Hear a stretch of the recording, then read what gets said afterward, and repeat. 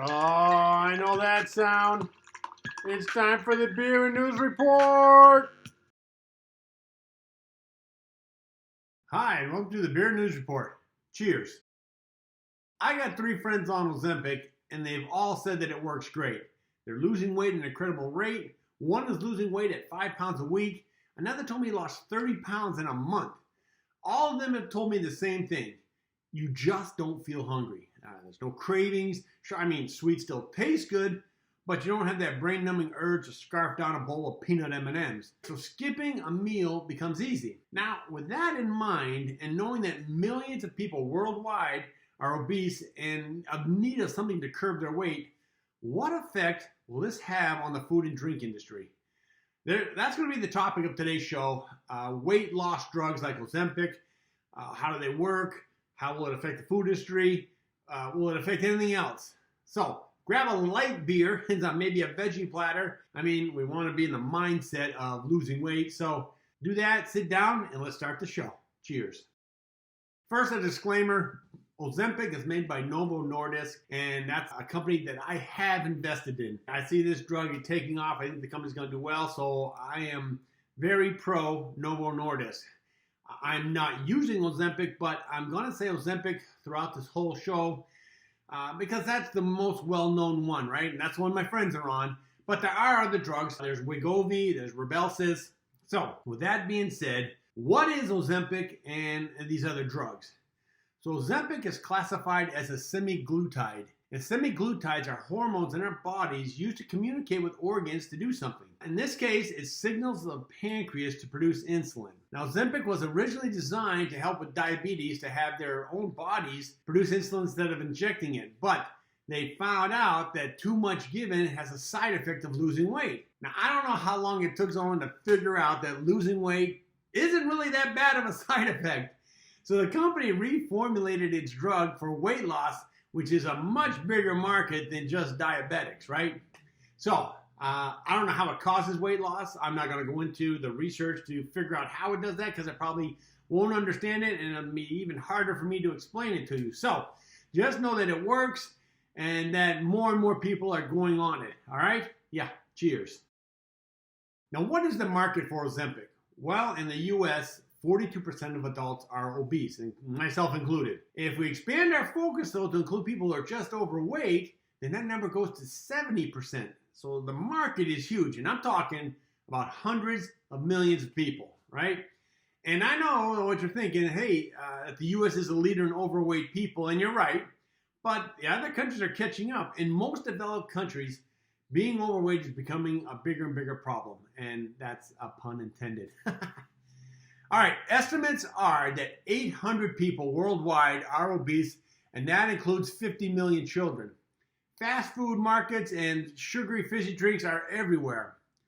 Back when I was working at eBay, I did a trip out to Paris for a graphic artists convention. Paris is known for its food, but I wanted to see how the McDonald's out there was doing. So I went to one. It was packed. I waited in line. They used a kiosk to order food, and I was lucky enough to find a table in the back corner of the place, but it was nonstop people from when I walked in to ordering to eating my food to leaving the place. It never slowed down. So I got to assume that this has got to be happening everywhere, just not the McDonald's here in America or in that one in Paris, right? Because fast food's everywhere out there. For some reason, though, my boss and the team wanted to experience Paris and went to fancy restaurants most of the time. So I don't know. Something about taking in the culture or expanding our horizons.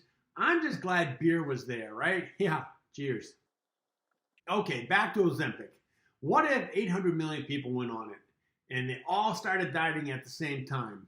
Think about if you were on it and you didn't crave any particular type of food. How would that affect your eating habits?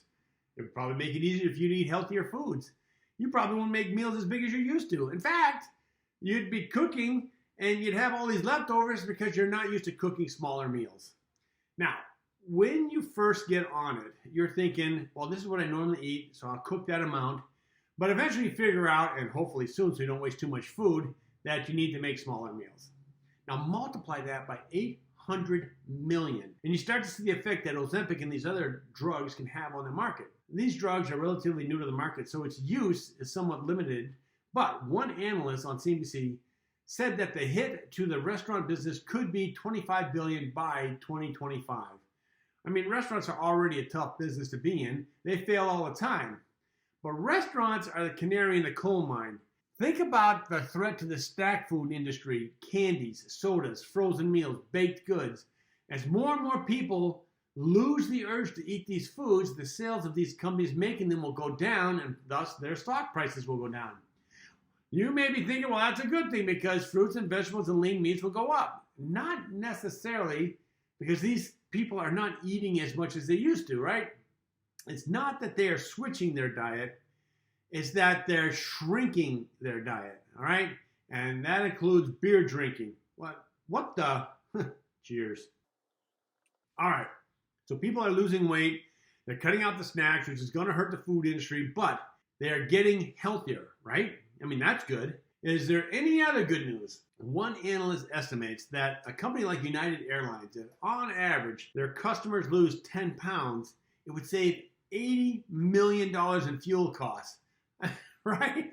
As you lose weight, it's not going to be hard to play sports anymore, right? So going on a ski trip, playing volleyball, doing a 5K run for fun, that's something you can now consider.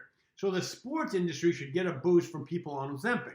Now, you're obese, right? And you're taking Ozempic and you've lost a ton of weight. What do you got to do? Well, you got to go out and buy new clothes because none of the clothes fit anymore. So the clothing industry should see a major boost. Putting this all together, you've lost weight, you have new clothes, you feel great on your feet, right? What are you going to do? Well, you're going to go out and show yourself off. You're going to hit the club, you're going to go dancing because you look fabulous. Plus, you get to be charitable and going up to somebody and saying, hey, fatty, you should go on Ozempic and you're going to have a body like this. You know that's going to happen, right? Cheers.